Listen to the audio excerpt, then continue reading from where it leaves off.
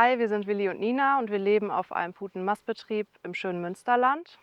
Vor circa 1,5 Jahren haben wir uns einen Instagram-Kanal gemacht und zeigen seitdem unseren Alltag, nehmen unsere Follower und Community mit bei unserer Entwicklung. In Zukunft haben wir nämlich vor, 2 unserer Ställe auf Biohaltung umzustellen und sind auch an Hähnchenmast interessiert.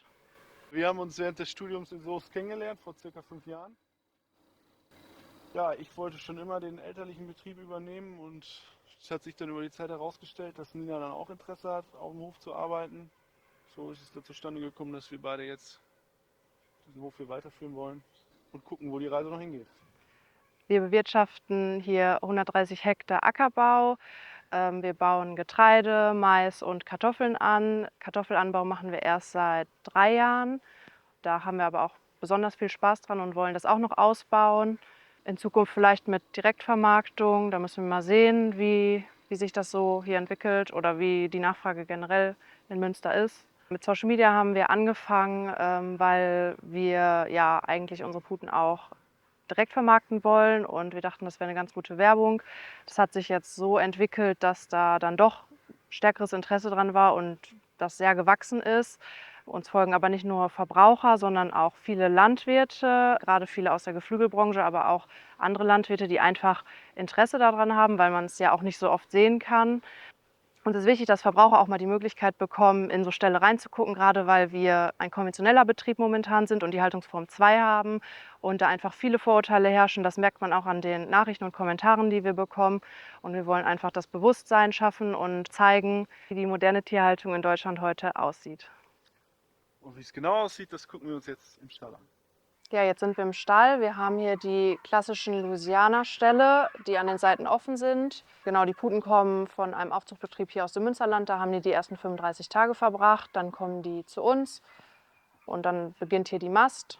Die Tiere werden hier zwischen 140 und 150 Tagen alt und haben dann ungefähr ein Gewicht von 22 Kilo. In der Putenhaltung ist es so, dass die Tiere vorsortiert werden. Wir bekommen nur die Hähne und mästen auch nur die Hähne. Wenn wir die Tiere bekommen, dann füttern wir die gleiche Phase wie auf dem Auszuchtstall, das ist P2. Das P2 füttern wir dann 1, 2 Tage und stellen dann erst auf P3 um den Tieren einfach während der Umstellung möglichst wenig Stress zuzumuten.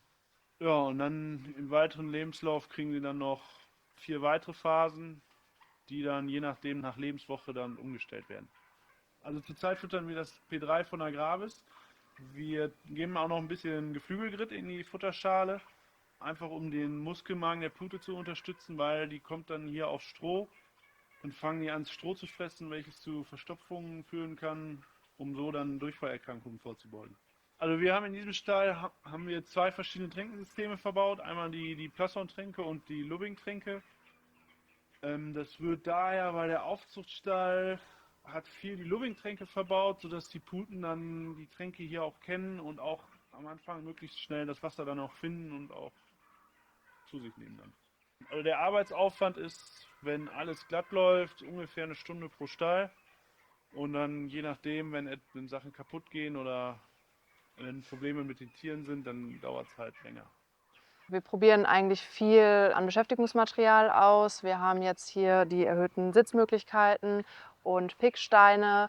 Aber wir haben auch schon viel anderes ausprobiert. Wir haben Ketten, Strohbänder, wir haben schon mit Bällen oder mit Deckeln von Wasserflaschen gearbeitet. Da kann man eigentlich viel ausprobieren. Und bei den Puten ist das so, die sind dann immer 2, 3 Tage damit beschäftigt und finden es ganz interessant. Und dann kann man es auch schon wieder rausnehmen, weil dann wird es uninteressant und dann kann man was anderes anbieten. Und da probieren wir eigentlich immer viele unterschiedliche Sachen aus. Ja, also ich bin froh darüber, dass ich die Entscheidung getroffen habe, in den elterlichen Betrieb einzusteigen. Bin auch dankbar dafür, dass meine Freundin da so mitzieht. Ja, und bin stolz auf die Freiheiten, die ich habe, dass wir den Betrieb so entwickeln können, wie wir uns das vorstellen.